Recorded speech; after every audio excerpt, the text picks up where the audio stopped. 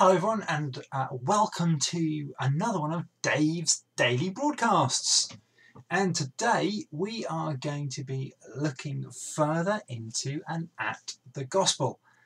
And so what aspect could we possibly be looking at today? Well, hospitality. We're going to be looking at hospitality and the Gospel. And so to begin with, we're going to turn to a very small book in the Bible, or letter really in the New Testament, 3 John. So 3 John, I would say chapter 1, but there's only one chapter in it. So 3 John verse 5 to 8. It reads this: Dear friend, you are faithful in what you are doing for the brothers and sisters, even though they are strangers to you. They have told the church about your love. Please send them on their way in a manner that honours God.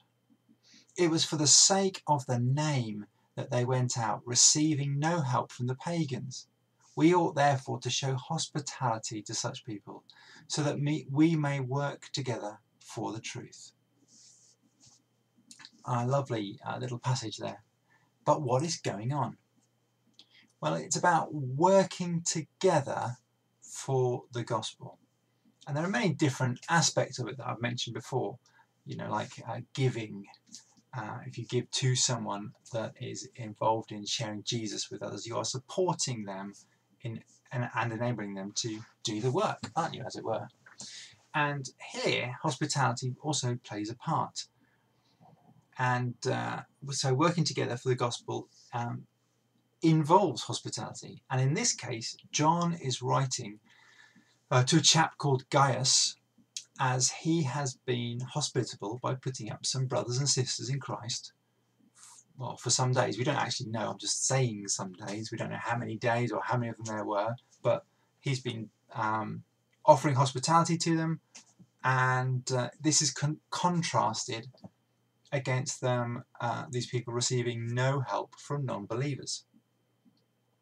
So one of the marks of the gospel is that we are hospitable to one another. And actually that we should be better at it, and are better at it, than those in our community who do not believe in Christ. John, to the Gospel of John, chapter 13 and verse 35 says, By this everyone will know that you are my disciples, if you love one another.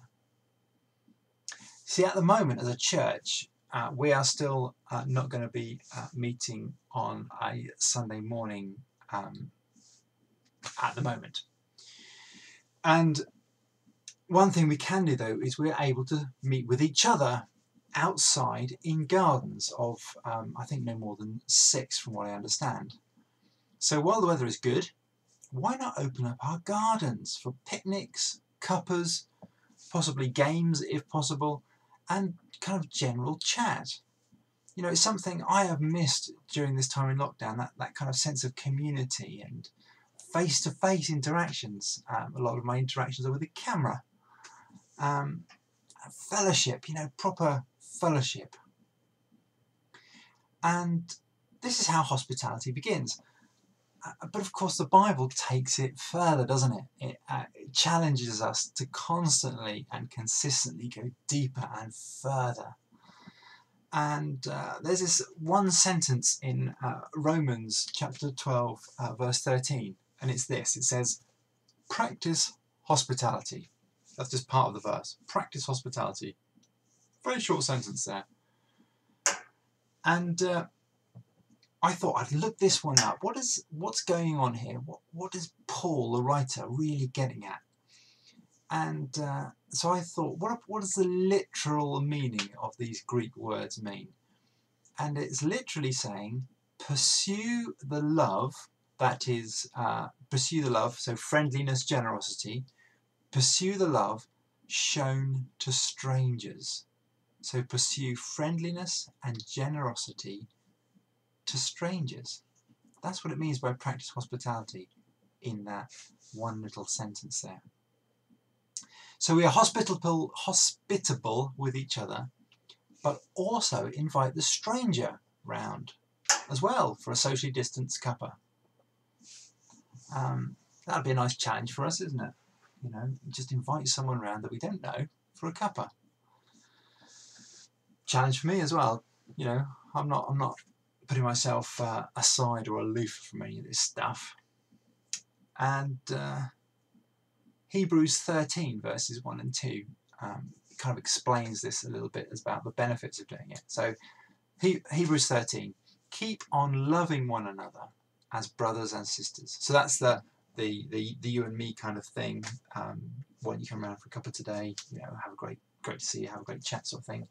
That's verse 1. Then verse 2 says, do not forget to show hospitality to strangers.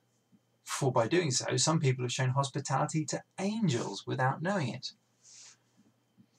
And the gospel is hospitable. It draws us into communion with Christ first, and then as a result of that, communion with each other.